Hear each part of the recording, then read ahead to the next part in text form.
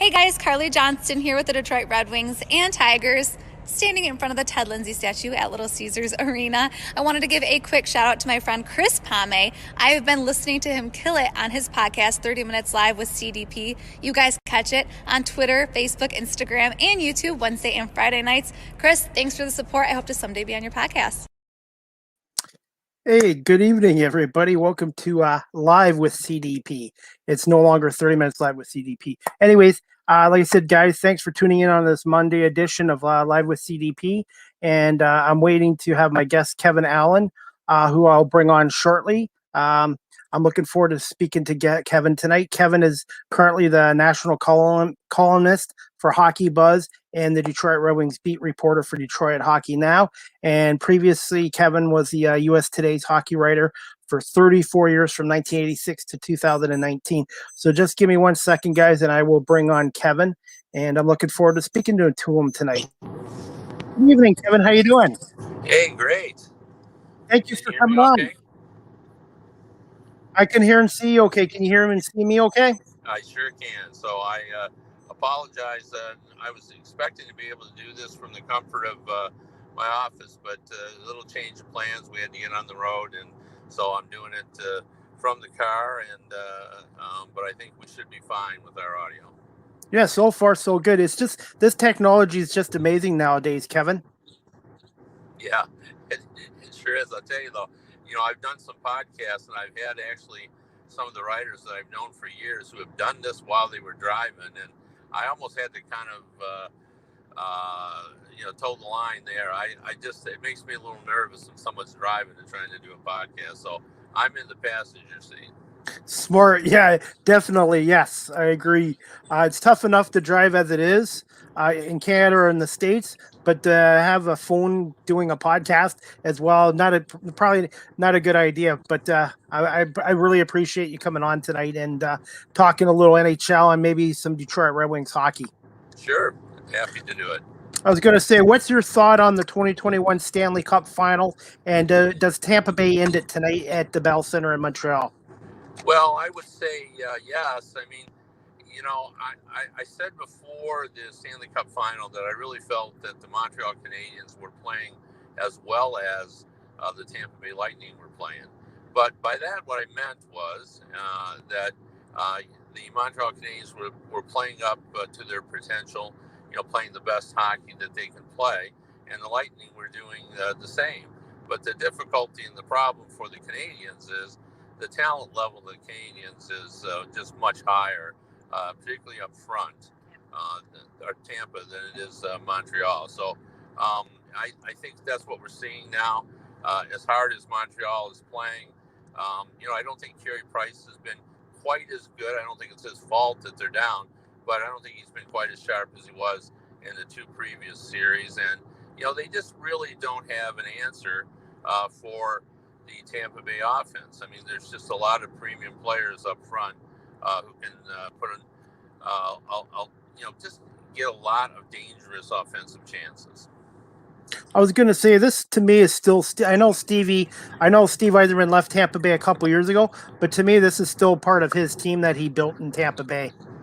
Well, I think you can't really argue that. Like, a lot of his draft picks are there, and particularly Vasilevsky and that, which I think is a real, crucial component of their success.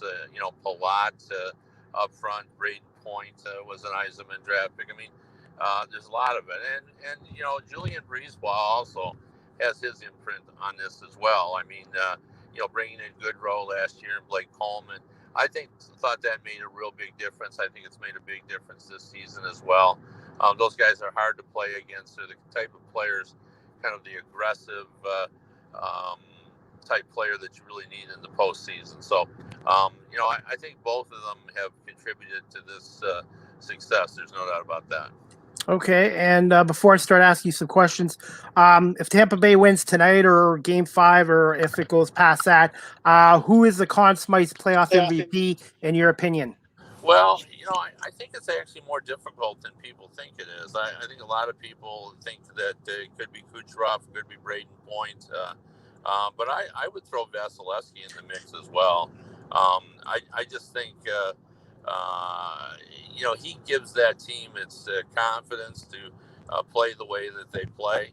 And he gets the job done in all the key games of this postseason. He has performed at a really high level. But if I had a vote, I think I would vote for Braden Point. I just think his ability to score goals, it's a very difficult time of year to score goals. And I know Kucherov has a ton of points and certainly has been a very dangerous player. But, I'd probably vote for Braden Point. I was gonna say they got three strong candidates for that Conn Smythe playoff MVP, and I can't disagree with Braden Point there either. He's a good selection.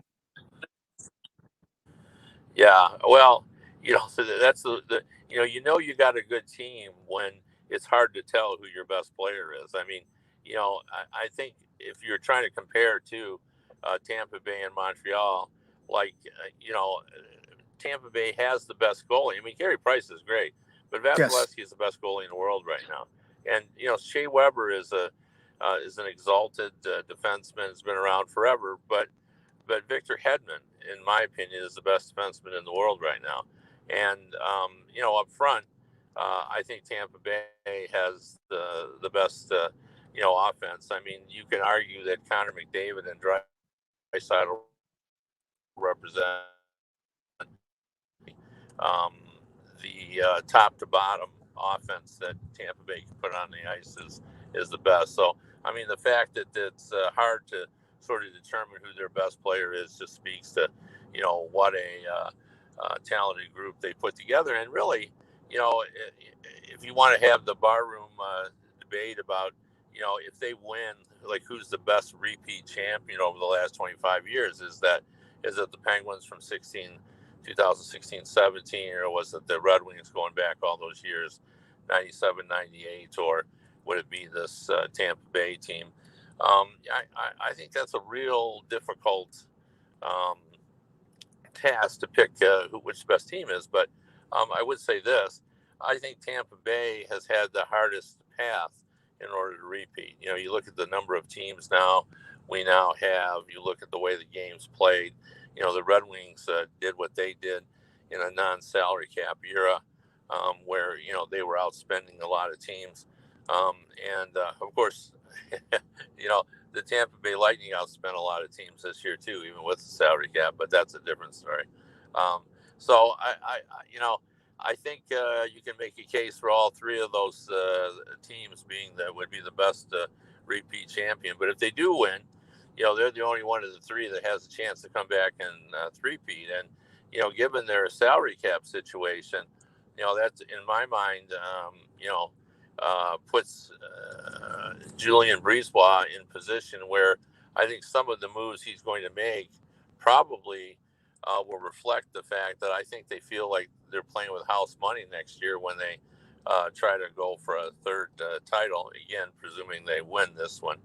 And I think those decisions for the expansion draft and how he gets under the cap will reflect the fact that they're going to go all out and try to win that third one.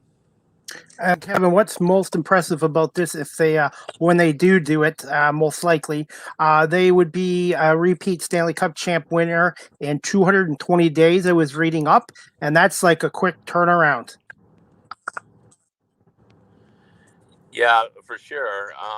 They didn't have the benefit of the little longer off season, and if you think about it, it's really kind of difficult, even under normal circumstances, because you finish in mid-June, and the training camp starts in September, but the celebration after a Stanley Cup win goes on a very long time. It goes well beyond the parades. There's personal appearances with the cup and so forth. So it's kind of a summer of celebration, and then that's why it's so hard to repeat. You come back, and it's pretty quick. I remember Jim Rutherford when he was in Carolina, when I asked him why is it so hard to repeat, and he said, it's kind of like climbing Mount Everest. So you make the climb, you realize how hard it is, and then 2 months later, we put you down at the bottom of the mountain and say, all right, let's do it all again. and you still have the knowledge of how hard it was, and that's mentally sort of taxing on you. So um, I think Tampa Bay would have a pretty reasonable shot, but I wouldn't call it a good shot to three-peat. And again, I feel like I'm ahead of myself here because they haven't won that second one yet, but it sure looks good right now at 3-0. Yeah, I was gonna say, I just can't, as much as Montreal has impressed me in the postseason, and I do like Nick Suzuki and Cole Caulfield, and oops, I lost Kevin there, guys. Bear with me, guys, and hopefully my guest Kevin Allen will be back. Just a technical difficulty. Yeah, I'm just looking. Oh, there he is. He's back. Just 1 second. Yep. Oh, there you. It happens. Yeah. It's I'm learning Yeah, this too sorry about about technology. No worries. I'm learning about technology and stuff like that, and things do happen. So, but what I was I can't remember what I was gonna say now because I was gonna ask you, but I was gonna say, yeah, it's harder now in sports to repeat than before because you're right. Salary cap's a huge thing, and then the amount of games, free agency, and all that as well. That's why I don't think you'll ever see a team win 4 cups in a row like the Islanders did from 1980 to 83 ever again. Well, I mean, yeah, you're probably going to be right, but I've learned. I've covered the league a long time. I saw Wayne Gretzky, get traded, and at that point, I think we started to say if Wayne Gretzky can be traded, anything can happen. So Yep. I sort of still embrace that, but I do believe, as you do, that the difficulty of trying to win a championship has increased, 100-fold. Through the years. And in those old years, I mean, people always talk about the great Montreal teams, but they had to win 2 playoff series back, in the 1950s and 60s and stuff, and even into the 80s, there weren't as many teams as we have now. I mean, when we had Seattle, we're going to be at 32 teams. What that means is that 16 teams now won't make the playoffs. So the difficulty of just getting into the playoffs has increased, and then once you get there, I think the gauntlet that needs to be run now in order to win is just harder, both physically and mentally, than it was even 5 or 6 years ago. Definitely. Okay, Kevin, I'm just going to ask you some questions. Just let me know if you're still good for time in that, and if not, I will just shorten up my questions that I wanted to ask you. Yeah, we're all good. Keep going. Okay, no problem. First question, Kevin, can you just tell my audience just a little bit about yourself, and when did you decide that you wanted to pursue a career as a journalist or a sports journalist?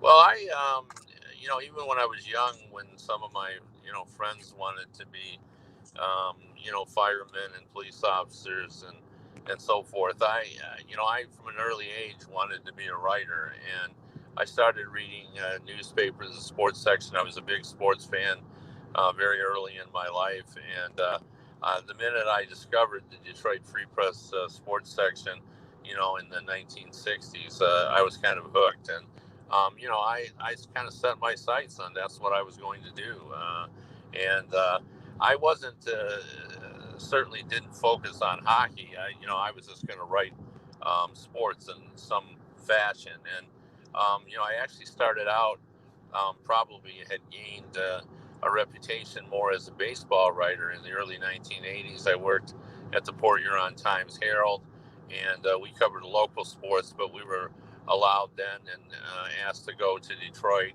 And the '84 Tigers were very hot. They started out 35-5, and Port Huron Times-Herald was part of the Gannett chain, which also owned USA Today. And they were looking for some Tigers coverage, and so they decided to use mine. They liked it. When the Tigers made the playoffs, I joined in the coverage of the playoffs and World Series, and then they sent me to spring training the following year. And then I had an opportunity to go there at USA Today on loan, and I stayed there for a while, and eventually ended up coming back full time. And when I came back, it wasn't to be hockey writer. I was brought in primarily to do general assignment, and then eventually the thought was as I would move to the baseball. group. But there were a lot of baseball writers. There was only one hockey writer, and they had just moved him, ironically, to baseball. And the baseball writer, the former hockey writer's name was Rod Beaton. And Rod, they were looking for a national writer, and he said, I don't know if you know this, but Kevin is actually from Michigan, and I'm pretty sure he speaks hockey fluently, having grown up in Michigan. And so the sports center brought me in, and he said, I know we brought you in for baseball, but could you do the hockey beat while I'm looking for somebody else? And I said, yeah, I'd be happy to do it. And so I started doing it, and I lasted 35 years as the interim national hockey writer for USA Today. So that's how I got into the hockey world. And then about a year and a half ago, there was a merger, and as always goes in those situations, it was time for a guy who'd been there for as long as I have to move on. So I did, and now I've landed. And as you mentioned before, I do 20 national columns a month for HockeyBuzz, and then I decided to take the job covering my local hometown team as well on Detroit Hockey Now. And Bob Duff and I, Bob had worked for the Windsor Star. I've known him for a very long time. We're going to share the beat, so we'll be covering the Red Wings on a daily basis, and I'll continue to do my national columns as well. Okay. Did you have any mentors, a mentor or mentors when you were first starting out in the industry? Yeah, it's a great question. I had people who certainly helped me and that I learned a lot from. I don't know that I ever identified them specifically as mentors, but through the years I've had editors, and I had a teacher in high school named Mr. Emerson who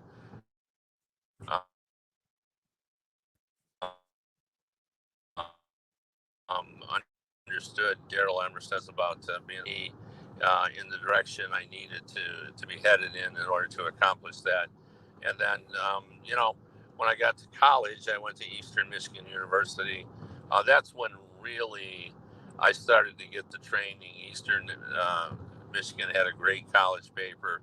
And I just had this conversation with a guy that I worked with at the Eastern Echo a couple of weeks ago. And I had said on his Facebook page that I felt like I'd learned a lot about journalism from hanging out. We learned from each other with the group that I was with in the 1970s at Eastern Michigan University.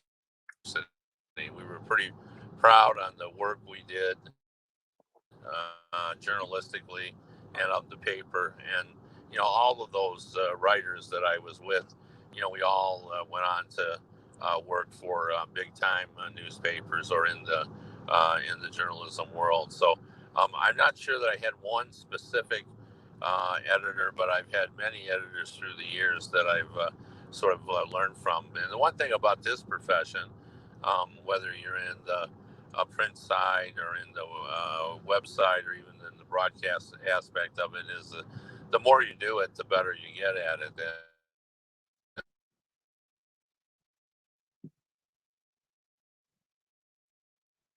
I think Most stories in the business, and that was probably the key for me.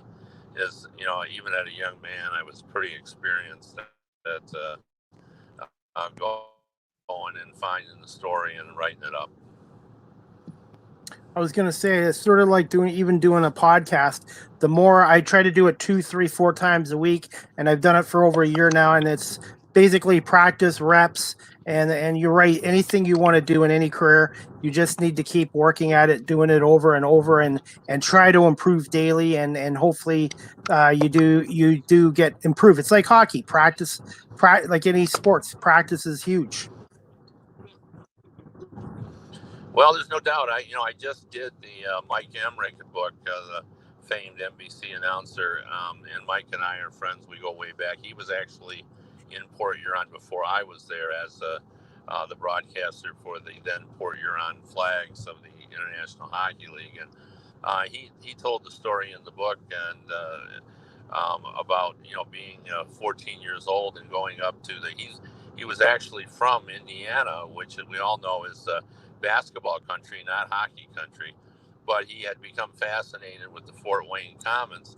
And when he was like 14 years old, he went up to the nosebleed section and got out his tape recorder and taped himself broadcasting play-by-play from the upper reaches of the old Fort Wayne Coliseum. And that's the roots of a career that lasted well over 40 years of being able to broadcast. And, so even at 14, he was practicing. And I think, that's a lesson that can work in almost any profession. And what you just articulated, if you're going to be a great hockey player, it's not the games that give you as much experience as you get when you're, whacking pucks against the garage door, or when you're a goalie bouncing tennis balls off a wall back and forth to improve your coordination, your eye coordination, or your reflexes.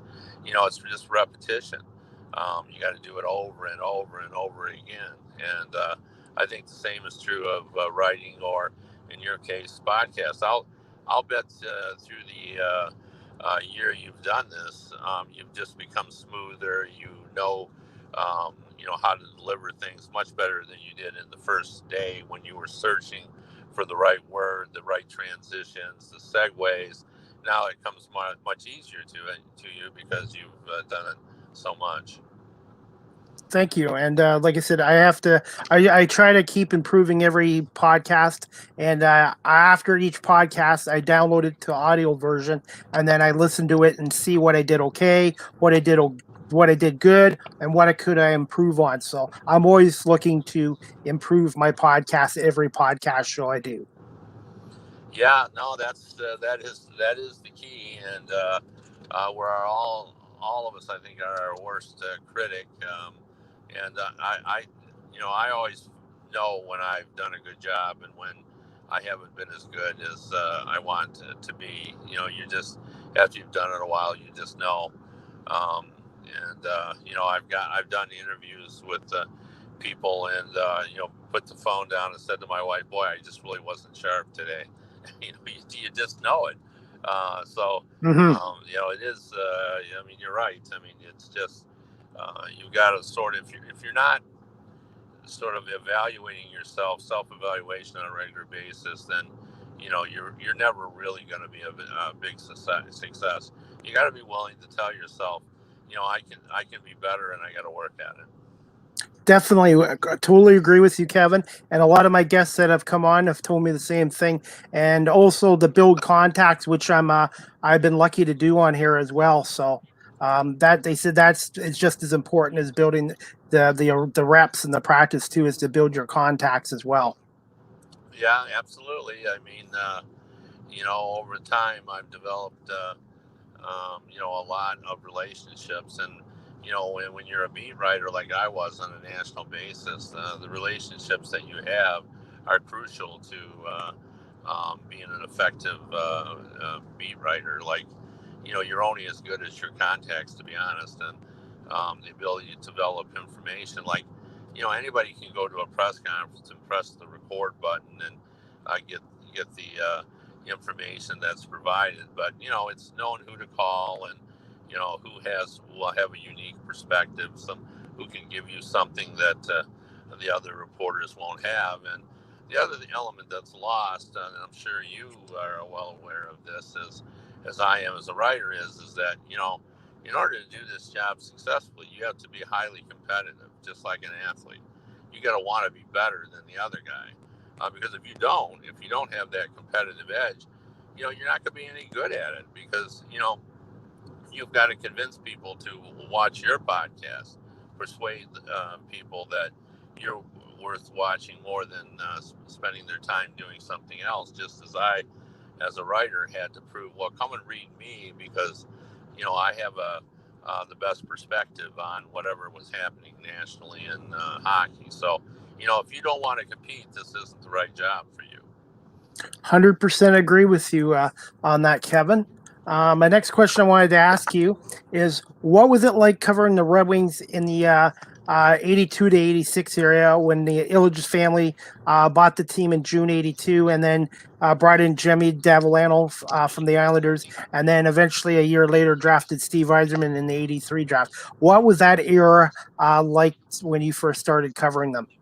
Well, I think, I went through as a fan the Dead Wings era. I remember, um, watching and being frustrated with that team as a teenager because they couldn't make any progress. I mean, the period of when they didn't make the playoffs back in the years that Novecchio and Ted Lindsay and others were general managers, just seemed like it was never going to end. And then when Mike Illich took over, you could tell right away that he was going to be an owner, like some of the more revered owners. It was going to be a family ownership. They were going to approach this as a passion and not just a business. And so, I knew right away that it was going to be different under Mike Illich. He really loved the team, and he went out and bought free agents that didn't work. At first, he bought 6 college free agents, and Adam Oates, I think, was really the only one that was really a good hockey player. And then they ended up trading him. But I knew that Devellano was going to be very effective because he had come from the Islanders, and they had won 4 cups, and you could just tell that hockey was his life. I remember in his opening speech to the fans of Detroit, he said, I'm not married because I'm married to this team. And that was his kind of attitude. Like, he was a workaholic and long hours of going to rinks to watch players to scout. And so I suspected that they were going to. And then I was there at Steve Yzerman's first training camp. He showed up. He was 153 pounds. And with the first time he stepped on the ice, you knew that he was better than the vast majority of players in the league. I actually remember the one year that he had 155 points. I remember writing that Steve Yzerman was the best player in the mere mortal division, and everybody knew that what that meant is that I thought after Gretzky and Lemieux, he was the best player. And that season, certainly that was true. And it took them a while before they could turn it around. Jim Devellano thought it would be 5 years, but obviously it took them a little bit longer than that. But finally they won that cup in 1997, and Yzerman was still part of it. But by then, he was a completely different kind of player. Stan Bowman had convinced him to go from a great offensive star, and really his body was breaking down as well. So I think it was the right time for him to switch to more of a warrior player, a guy that would block shots and play hard and compete in the corners. And, he could still score some goals, just not as many as he could when he's a dynamic player. But I think when Mike Illich and Jim Devellano arrived, that's when the Red Wings became a very interesting franchise. Definitely, and it all starts with ownership and management. And like I said, they really did turn the franchise around. It took a little bit longer, but it was well worth it once they started getting results. And Kevin, what you said about Steve Yzerman was true. With Scotty Bowman talking to Steve, becoming more of a two-way player. In the end, I think Steve at the end may not have the stats that he did the first 13 years of his career, but I think he was a better overall hockey player the last 10 years of his career. Well, he certainly was. I would like to have seen him be able to make that change and not have, he had, that very difficult surgery when they replaced the bone in his leg. And I remember interviewing the doctor. I believe it was done in Canada. And I remember interviewing the doctor who had done the surgery. And I asked him about, doing this on an elite athlete. And he said, no, we've never done that. He said, we do this on elderly patients so they can get up and go to the bathroom in the middle of the night. And we don't usually do it on elite athletes. So he has that kind of surgery and then comes back and is able to play, hockey at a highly competitive level. And then again, lead his team to another championship in 2002. So, I consider him one of the greatest captains ever. I think he's in the argument for the greatest captain ever. And he wasn't a rah-rah guy. He didn't make Newt Rockne speeches. He was a guy that led by example. But when you saw him, like if you go back and you remember, I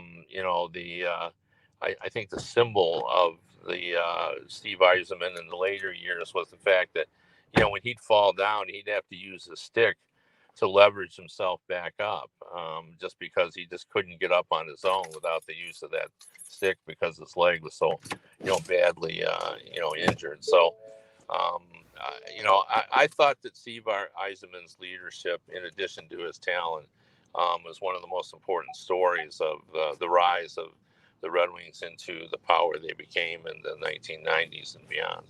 Okay. I just got a couple more questions, Kevin. Are you still okay for time? Yep, still good if you can put up with my sounds of my car. Oh, no worries. No worries about it. I've heard dogs. I've heard fire trucks. I've heard ambulances, everything. So that's not.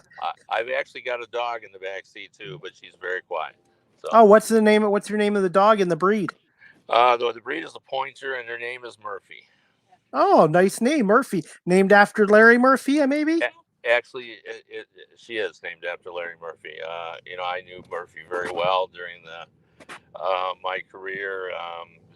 Back in Pittsburgh when he was a very unique player. He was really the only puck-moving defenseman on that great Pittsburgh team that had Lemieux and Yager and Kevin Stevens, and they won the back-to-back championships. And I remember writing a story about how indispensable Larry Murphy was to that team because he was the only guy on the team that could do what he did. They didn't really have any other good puck movers. And I remember Larry stopping me in the hallway of the old Mellon Arena Civic Center back then and saying he really appreciated seeing that. He said that sometimes I think I'm kind of a forgotten man around here. So he said it was nice to see that someone recognized that I was contributing. But he was certainly a valuable defenseman and worthy of all the accolades that he got post-retirement.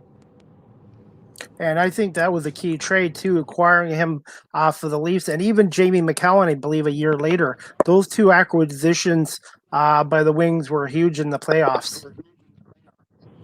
Yeah, and what was remarkable about the trade for Murphy is that, he was essentially booed out of Maple Leaf Gardens, back then. They just didn't appreciate him in Toronto. And I think that's one of the things that's hard for fans to figure out, that what is the value and or how well or poorly is somebody playing.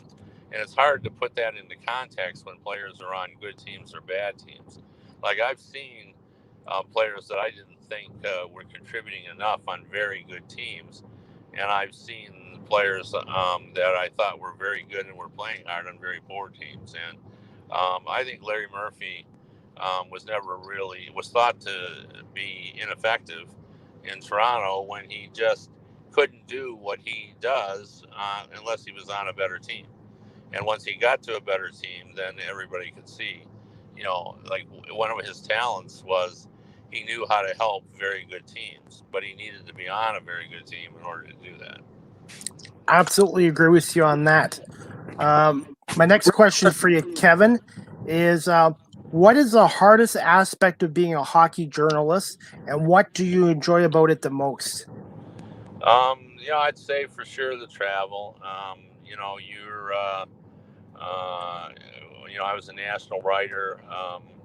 There were years when I was gone over 100 days out of the year, in fact, many years. If you look at my Marriott statement, it shows that I've been away from home almost 4 years of my life. That's how many midnights I've spent in a Marriott. So I think that's the hardest thing.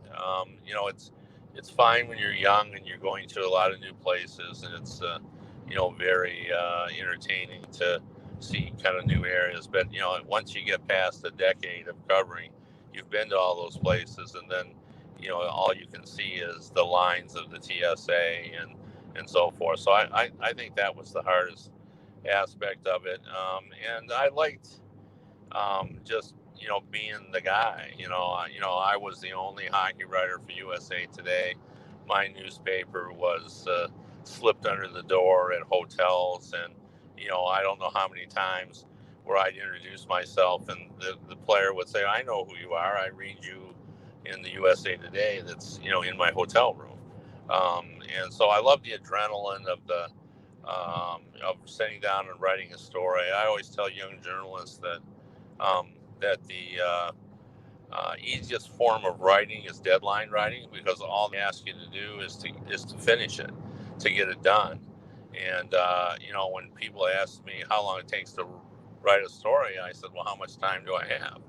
Because I'll make the story expand or shrink based on how much time I have. So I can write a story in 20 minutes, or I can spend 10 hours writing one if that's what I have. So again, I've mentioned before, you've got to be competitive, and you also have to like, the adrenaline rush of chasing a story and going after it, and trying to, you know, when you're done reporting on a good story, you should feel like you're one of the leading experts in the world on that story. That's how good you feel about all the information you've acquired to write it. So I liked all of that. It's not just about the writing. There are very good writers who don't make good journalists. It's just about the complete package. You got to be an all-around player if you're going to be a journalist. Exactly. Totally agree on that as well. My next question I wanted to ask you, Kevin, is what was the feeling like when you were awarded the Lester Patrick Award for contributions to USA Hockey?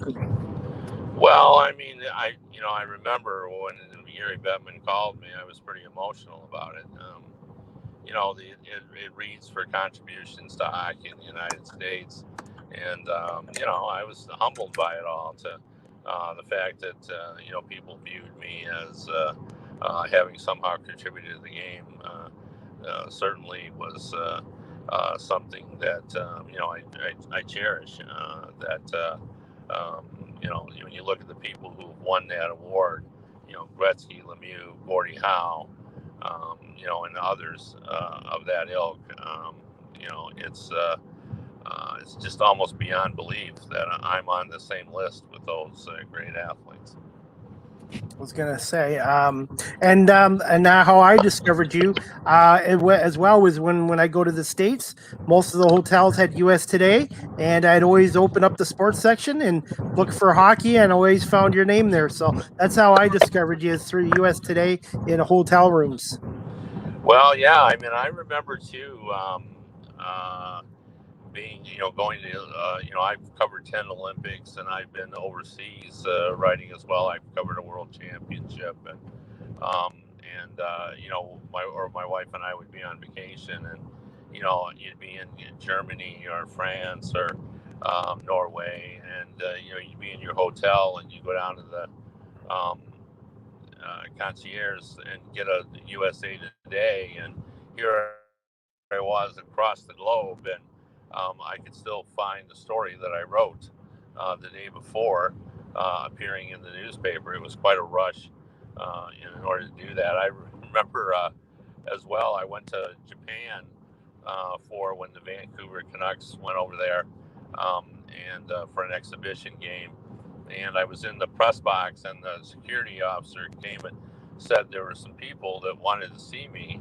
And when I went down to the inner press row, there were, I would say, 6 or 7 young people who had copies of books that I had written, who had lined up to meet me and get my autograph. And sometimes, you don't realize the impact you have as a journalist, that, people clear across the world are sort of getting knowledge about the game of hockey through something that you had written.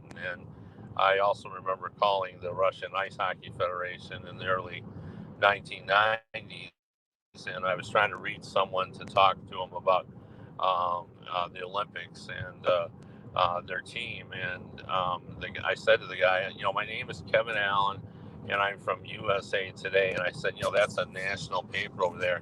And the guy said to me, he says, oh, we know who you are here. the only information that we can get on the NHL here in Russia. That was prior to the wall coming down. So, it was a pretty closed society, but USA Today, was able to get over there, and that's how they sort of followed the NHL, was through USA Today. And your overall experience, how was it over the 35 years there? I guess if you stayed there that long, it must have been a really good newspaper to write for. Well, for sure. I mean, I loved every minute of it. Obviously it wasn't my choice to leave, but what I told people is that's an experience that many, many people go through. That's become common practice in the business world. Particularly when you have a merger. And when we parted ways, they gave me a final column. We almost treated it like I had decided on my own. When you're basically told that it's time to leave, they don't usually allow you to write a goodbye column, but I did get a goodbye column, and I was able to say, my final goodbyes to everyone. And so, I appreciated how it was handled. I thought they, gave me a lot of respect, and I loved every minute of it. I used to joke that I had a USA Today tattoo, but saying all that, I've now moved on, and I'm enjoying this new deal. I've had the old adrenaline rush, covering the Red Wings here for the past month, coming up with unique, stories to write and trying to decide, how I can best serve the readers. And, I still, have, as a national columnist for HockeyBuzz, I'm still, talking to the same people. I called, John Davidson, recently to talk about the Seth Jones situation. I called Jim Nill in Dallas to talk about the NHL draft. I called Don Waddell of the Carolina Hurricanes last week to talk about his goaltending. So I'm still doing the same things I did. And to be honest, social media now makes everyone a national writer. If you write something and put it on Twitter, it could go to end up in every country in the world. I feel like I'm sort of still doing the same job. I'm just not doing it for USA Today. And I was going to say, I'm going to ask you that just before you go. I just got 3 quick questions left to ask you, but this one I want to get in because I know the Stanley Cup starts at 8:00 tonight, and we both want to watch it. But I had to ask you this because I'm a huge Red Wings fan since 1979 here in Guelph. What are your thoughts on the current 2021 Detroit Red Wings, and which young players do you feel could help them next year turn the franchise around, even next year or in the next 2 years? Well, I mean, if we're going to believe Steve Yzerman, and I think he's being honest when he says that it's probably going to take at least another 2 or 3 years, I would say that that's how I project it as well. I mean, they still don't really have a young goalie to fit with this group yet, but I'm real bullish on the work that Steve Yzerman has done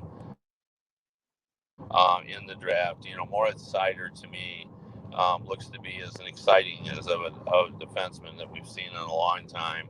And I think he's going to step in. I believe by the end of next season, he will be the team's number 1 defenseman.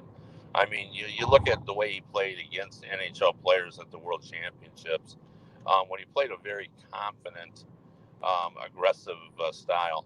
And I think he's going to be that level of impact player. I think his first impact will be as a defensive zealot and as a heavy hitter, and then I think his offense will come along as he plays. And I think Lucas Raymond has a chance to be a terrific scorer. I'm not so sure he's going to start out with the team next season. There are people in Sweden who believe he still needs a little time. So he might be a guy that ends up in Grand Rapids for a while, but we'll see him next year in Detroit. I don't have any doubt about that. And then by the following year, I think he'll actually be a pretty darn effective player. And I mean, the trades that Yzerman made, we think only that Steve's building through the draft, but Fabry and Verana are players that are still young enough to be part of the rebuild. The trade for Verana was just such a win for Steve Yzerman. Like that was a clean kill. You give up Mantha, who could still be a scorer, but is very, very streaky, and you end up with Verana, who can outscore Verana. Plus, he gets the first and a second round pick, out of the deal. That's another clean kill as far as I'm concerned. And I think he's still going. When the smoke clears after he signs all of his restricted free agents, and he's going to have he being Steve Yzerman is going to have almost $27 million in cap space. He's marshaled his cap space very well, and I don't think he's going to make a big splash this year, but I think he will next year. And I think because he's Steve Yzerman, I think he's going to be a great recruiter when the time comes. And I don't think it's this year, like I said, but I think starting next year, we'll start seeing him bringing in players to help with the players he's drafted. So I would say by the time we get to 2023-24, you're going to see a highly competitive Red Wings team. And I was going to say, I live in Guelph, so I see a lot of Guelph Storm OHL games, and I knew Tyler Bertuzzi and Fabry, if they were given a chance in the NHL, would be good NHL players. And even Giovanni Smith, he wasn't a great skater with the Storm and Kitchener Rangers, but he's really worked his game on. And do you feel that Giovanni Smith could make the Red Wings team next year, or do you think he's still Grand Rapids bound? No, he won't be Grand Rapids bound because he's out of options. Okay. He's definitely in their plans. Like they're going to protect him because he's just the kind of player that the Kraken might take out of see. I mean, he's just so tough, and the Red Wings are a little short of tough players. And I think Giovanni Smith's the type of guy that could play a real tough physical game for the Red Wings and still also score maybe 10, 11 goals on a season. So, and you need guys like that if you're going to win. Mm-hmm. You can't just have, top scorers, as we all know. So yeah, I think he's going to get his chance this season. He's out of options, so you have to clear waivers. So I think their plan is that he will start this season with the team, and I think they'll know probably by the midway point of the season if that he's going to be part of their future. Okay. I got two last questions for you. And just this one is actually quick thought. The Red Wings have the first round 6th overall pick.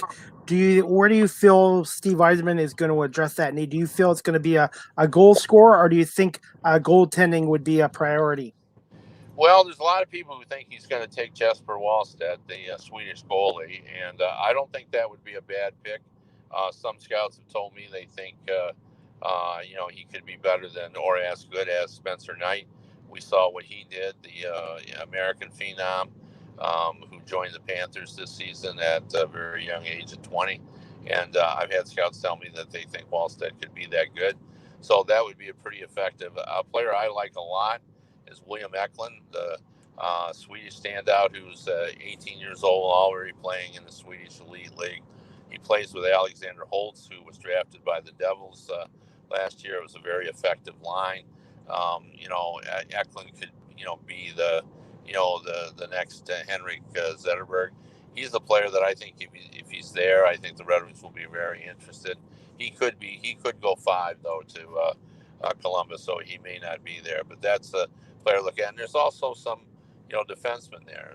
The Hughes brothers, Jack and Quinn. Their brother will be is a defenseman. I think could be go in that range as well. I'm not sure what the Red Wings think of him, but I know scouts have told me that they thought he's going to fall in the 5, 6, 7 range. So I think they have a lot of options. I don't. There's no doubt in my mind that whoever they take there is going to be a very good player, because I think there's probably 8 or 9 really good players that are available in this draft, and Yzerman's not going to miss on this. He'll get one of them. Okay. And just 2 quick questions, and I'll wrap it up. And in your time, Kevin, who's your favorite NHL personality player you've interviewed and covered over the years, and which Stanley Cup final you covered was your most memorable, I guess? That's good. Those are good questions. I guess some of my favorite players. I'm not sure that I have one.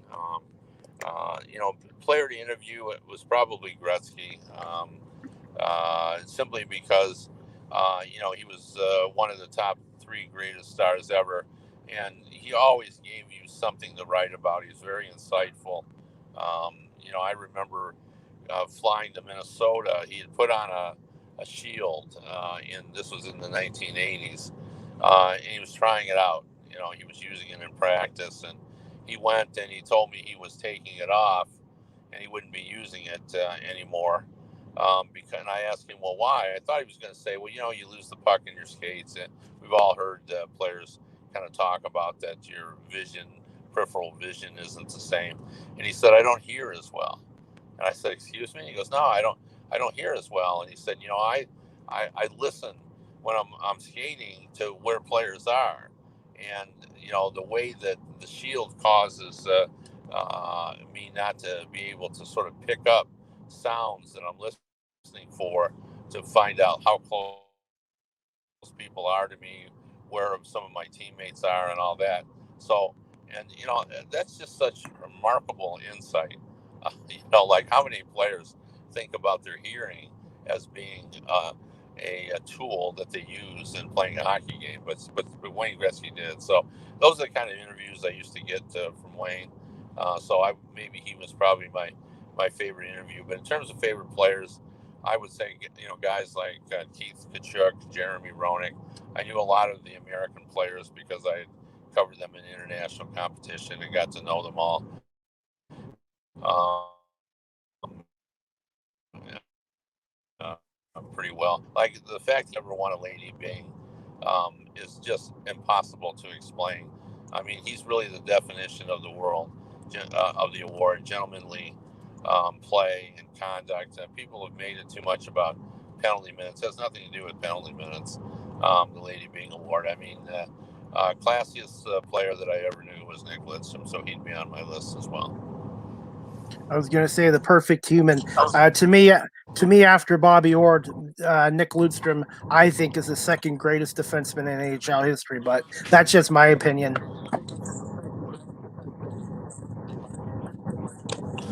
I share that opinion. I saw Doug Harvey as a kid, but I saw him late when he was with St. Louis. I'm sure he was unbelievable. But Nick Lidstrom's recognition didn't come till the second half of his career, and yet he was still able to rack up all of those Norris trophies, and it was very, very special. I think he is the second. I think it's impossible for anybody to ever surpass Bobby Orr because he was the first at what he did, and he revolutionized the game. Yep, Unless definitely. there's something. So anyway. And one thing I was going to say, Vladimir Konstantinov, yes or no, Kevin? I know it's hindsight, but if he never got in that limo accident, would you envision him been in making the Hockey Hall of Fame? Do you think he would have had a Hockey Hall of Fame kind of career? Well, that's difficult to say. If I had to guess, I would guess no, because I think it's harder for guys who played like him to get in. But I would say this. I thought he was on his way to a Norris Trophy, and that could have changed, the Norris Trophy. One of the issues we've had is that we do not recognize the strong defensive defenseman, and that's what Konstantinov was. And I think if he could have won that Norris, that may have sort of reminded us about the defensive defenseman, and I think he was on his way to do that. I think a lot of the writers had recognized that he was an exceptional defensive defenseman. I mean, he had some offensive skill, but that wasn't his prevailing talent. His prevailing talent was how mean he was in defending his net. That could have changed the game had he been able to go on and play and win that Norris Trophy that I thought he was going to win before his career was over. Okay. And last question for you. Do you have any advice for those looking to pursue a career in sports journalism? And where can my audience find you?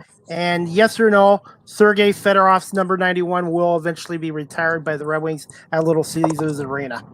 Well, I've written about this. I think it should be retired, but I'm not sure that it will, as long as Jimmy DeMilano is still a member of the team. And I know Jimmy well, and I really respect his opinion on this because he was there. But he felt that that Sergei had disrespected the Red Wings organization with how what he said and how he handled it, and because of that, he doesn't feel his numbers should hang from the rafters. I don't doubt that Jimmy feels the way he does because the things were said. There's no reason for him to lie about that. I understand how he might feel that way. But Sergei did so much for Detroit. He was such an exceptional player, and I think he was beloved until he decided not to be here. So I think it deserves to eventually happen. I think it eventually will, but now's not the time. Jim's still an important part of this Red Wings organization, and I think there are people who feel we don't want to disrespect Jim while he's here because he feels so strongly about it. With regard to what I would recommend for young journalists, write.